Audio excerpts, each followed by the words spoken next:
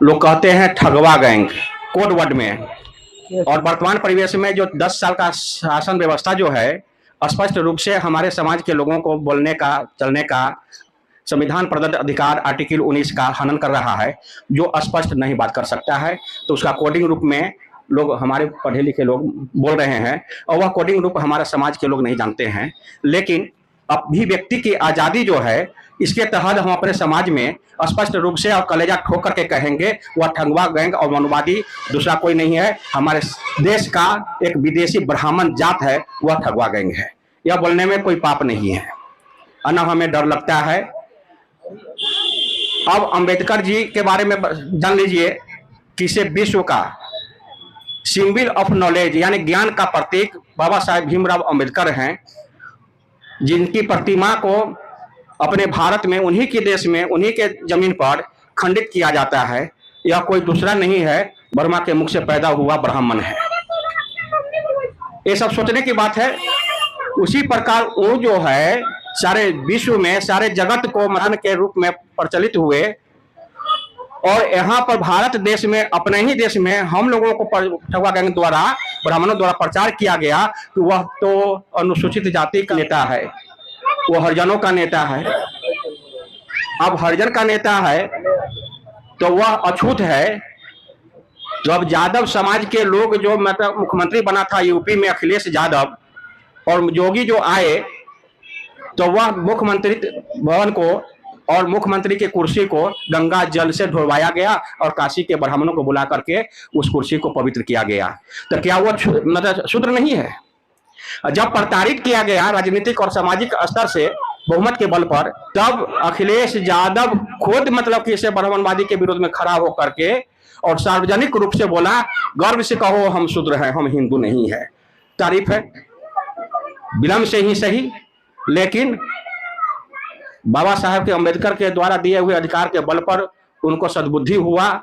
एक यादव वर्ग जो पिछड़ा समाज का सबल वर्ग है, वो भी कहता है कि इसे भाई हम शूद्र हैं। अब जब शूद्र है तो इसका मतलब है कि इसे हम हिंदू नहीं हैं। अब हिंदू नहीं है तो यह शूद्र वर्ग जो है लमसम 6774 जाति में बटा हुआ है, और जो ब्राह्मणवाद से दूर रहा वह अति शुद्र रहा, यानी अछूत रहा।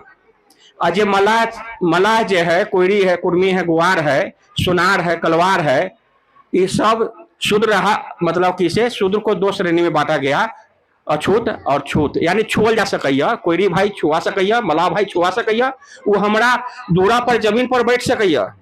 अछूत हमरा मतलब को परेशानी ना आवे धरती पर। ये सब सोचने की बात है। मास्टर साहब अगर गलत होंगे तो बोलिएगा। तो इस प्रकार से हम लोगों का समाज को विकेंद्रीकरण किया गया, खंड खंड में मतलब किसे बांटा गया। रविदास यानी चमार समाज में भी पूरी बनाया गया, मलाह में भी 7 10 प्रकार का मतलब से खंडित किया गया। जाति के में बांट दिया गया इंसान को। अब इंसान को जाति में बांट दिया गया, यह बात कैसे हमारा समाज जाने? मलाह भाई कहता है कि इसे हम जल छत्री हैं, उसको मलाह होने का गर्व है। यादव को यादव होने का गर्व है, चमार को चमार होने का गर्व है। और इन लोगों का समाज सुधारक जो भी हमारे समाज का महापुरुष हुए, वो लोग अपने समाज जाति का ही नेता बनकर के रह गए। यह चिंता की विषय है। हम सभी मूल निवासी हैं, एक संतान है मानव में। मतलब कि हम लोग सम्राट अशोक, भोला जी अभी सम्राट चर्चा किए थे, सम्राट अशोक के टाइम में उस समय भी जाति प्रथा नहीं था। किसी वेद में जाति प्रथा नहीं है। जाति प्रथा आया रामायण और महाभारत काल में। ये सब हमारा नहीं जान रहा है। इसके पीछे हमारे समाज के लोगों का दोष नहीं है।